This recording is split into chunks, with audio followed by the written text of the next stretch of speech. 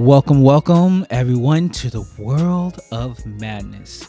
My name is Drew of Drew vs. the World podcast, and today I will, of course, be picking a card from the illustrious Poddex deck. And if you want to send information about what you think of the question, please feel free to. The information will be in the show notes. But what is Poddex, you ask? So the question is, do you find it difficult to come up with content ideas for your podcast? Or perhaps you've gotten stuck during an interview with a guest where you just have nothing to ask anymore? Try Poddex today. Poddex is the all-in-one podcast idea generation tool.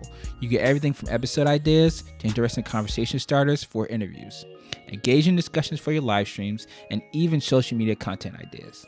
With this tool, you don't have to spend weeks trying to come up with content for an episode or unique question for your guests. Just shuffle the cards and pick one at random.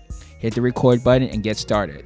Now you can make better content, have more fun where you're at it, and get your viral moment all over Poddex. Head over to poddex.com and use offer code C4C to support the content creators of color. All right. Today, I will be drawing a card from the How Dare You pack of Poddex. So as per usual, I'll give it one shuffle.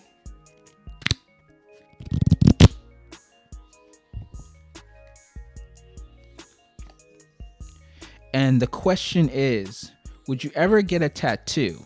What kind of tattoo would it be?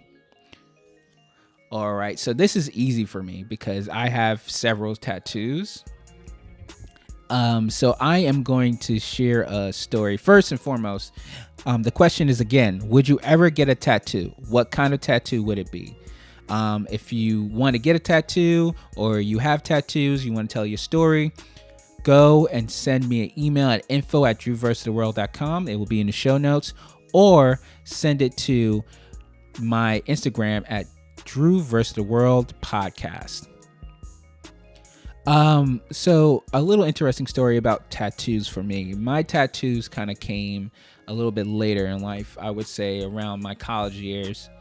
And my first tattoo was kind of thought about for months and months and months and months. It was really, really something that I wanted to get put on my body, but I didn't know who could do it. And there was another college story. There was a tattoo parlor literally across the street from my school.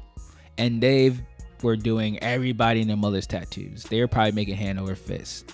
They were doing like side pieces. They were doing butt tattoos. And shorties on campus were showing them off with their shorts. They were doing arm tattoos. They were doing football player tattoos. They were probably doing everybody's tattoos in a 5 to 10 mile radius in that area. So me and my LB, I don't know if he was my LB at the time, but me and him went over to, no, it was my next door neighbor in the dorms. Me and him were tight. His name's Derek Galloway. Shout out to you, bro. Haven't talked to you in a minute.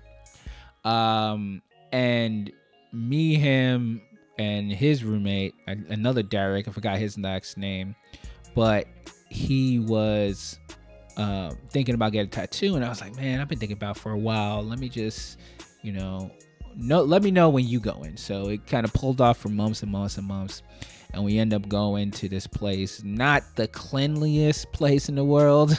I'm not gonna hold you, but it was a nice place, and I saw all the pieces they were doing, and they were generally good.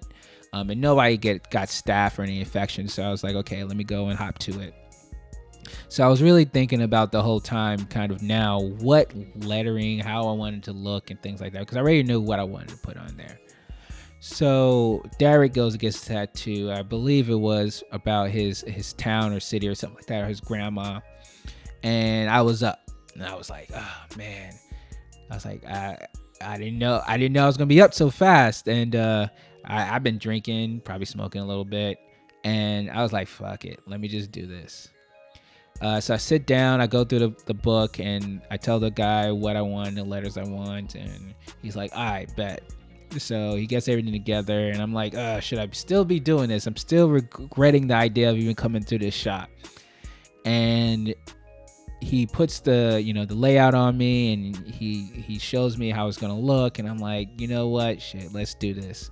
And the whole time he's inking me, I'm like, it's not that bad. I get it kind of like where my bicep is, like right under my bicep. Not too much of a sensitive area. There was one point closer to the armpit that got a little sensitive, but not too sensitive area. If you're a first timer, I recommend it a little bit, but I think the legs are probably generally the most less painful area to get tattoos. If anybody thinks differently, please let me know in the comments. But overall, my first tattoo came out pretty I would say, compared to my others. And the words I got was knowledge. So always wanted knowledge on me to always keep with me. And the bigger part of that is that I always thought knowledge as a gift that was given to me by my ancestors and people who loved me. I always wanted to carry that around with me. And as I give it to others, I want to provide that knowledge. So it's always in my back pocket or on my arm, per se. So I actually went to that tattoo parlor again.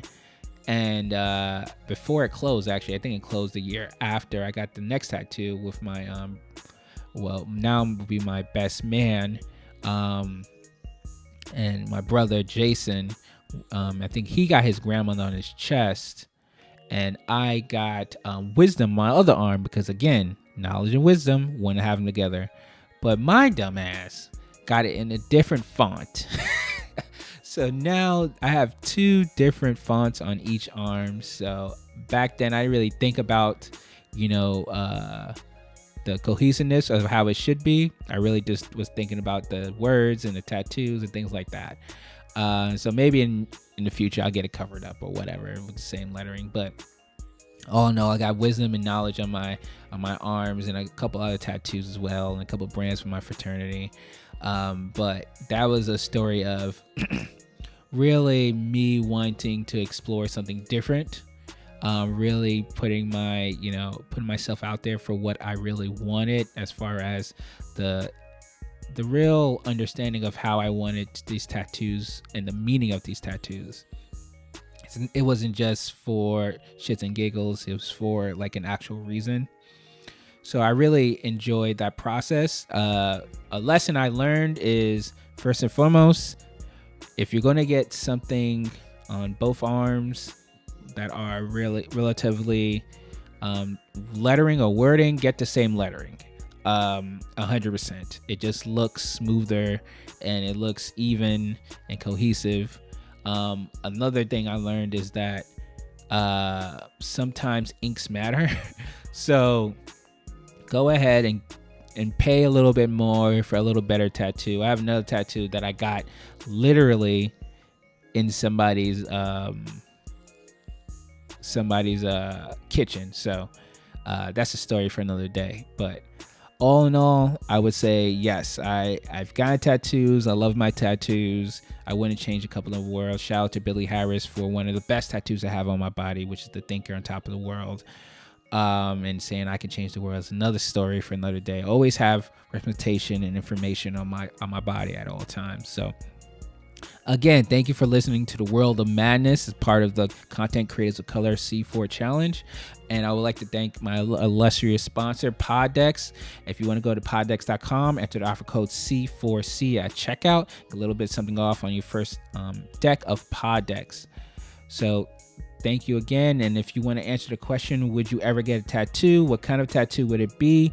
Go and email me at info@drewversustheworld.com, or you can shoot me a DM at Drew vs. the World Podcast. So thank you again for listening to The World of Madness. Play us out.